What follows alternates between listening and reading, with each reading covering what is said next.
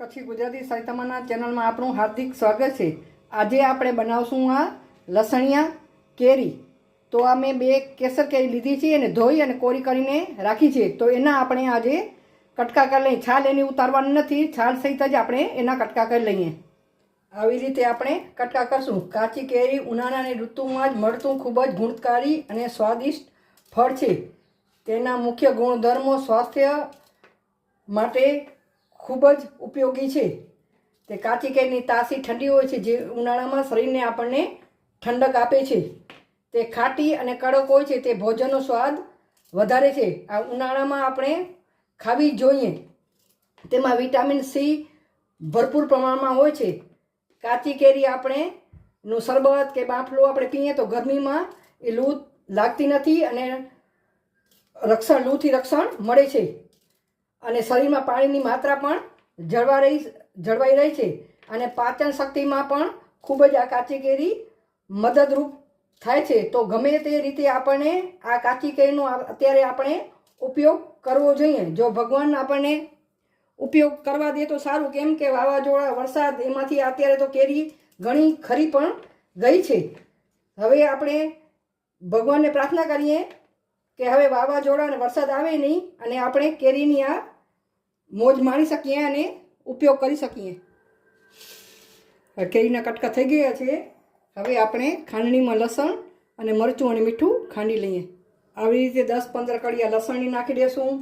અંદર આ 1 ચમચ ને ઉપર 1.5 ચમચ આપણે મીઠું નાખશું, કેમ કેરીમાં મીઠું થોડુંક ચડિયાતું જોઈએ। અને આ કશ્મીરી મરચું છે, અમે તીખું થોડુંક ઓછું ખાઈએ એટલે કશ્મીરી મરચું બાળકોને ભાવે છે, એટલે હું આ 4 ચમચી કશ્મીરી મરચું નાખી અને એને આ ખાંડણીની મદદથી ટીચી લેવાનું આવી રીતે આમ। હવે આપણું આ લસણ મરચું અને મીઠું ખંડાઈ ગયું છે। હવે કણાઈ ગેસ ઉપર મૂકી છે। આપણે જરૂરત પ્રમાણે તેલ અંદર એડ કરી દઈએ। થોડુંક વધારે હોય તો વાંધો નહીં, તો તમે અઠવાડિયા સુધી આ લસણિયા કેરીને તમે ફ્રીજમાં સ્ટોર કરી શકો છો અને તેનો ઉપયોગ કરી શકો છો। હવે તેલને આપણે ગરમ થવા દઈએ। હવે તેલ આપણું ગરમ થવા આવ્યું છે, તેમાં અડધી ચમચી આપણે હિંગ નાખી દઈશું અને તરત જ આ લસણ ને મરચું વાટ્યું છે એ અંદર એડ કરી એને બરાબર તેલમાં આપણે સાંતળી લઈએ। બારવા નથી દેવાનું, ખાલી એનું કચાશ જ મટાવવાની છે, બરાબર। એવી રીતે આપણે આવી રીતે આમ કરી લઈએ। ગેસની ફ્લેમ ધીમી કરી નાખવાની,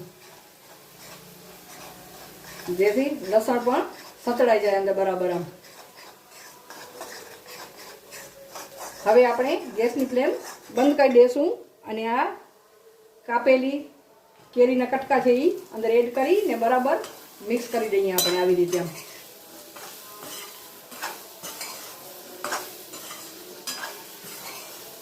તૈયાર છે આપણા લસણિયા કેરી।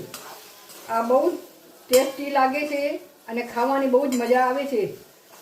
તમે શાક જોડે, આખા ભાણામાં પણ આ તમે ખાઈ શકો છો, રોટલી જોડે, પરોઠા જોડે, ગમે તેને તમને ભાવતું હોય, ભાત જોડે, ગમે તેના જોડે તમે આ ખાઈ શકો છો।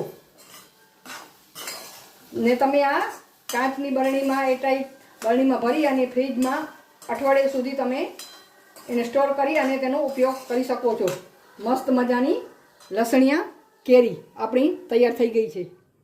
તૈયાર છે આપણી લસણિયા કેરી, મસ્ત મજાની લસણિયા કેરી।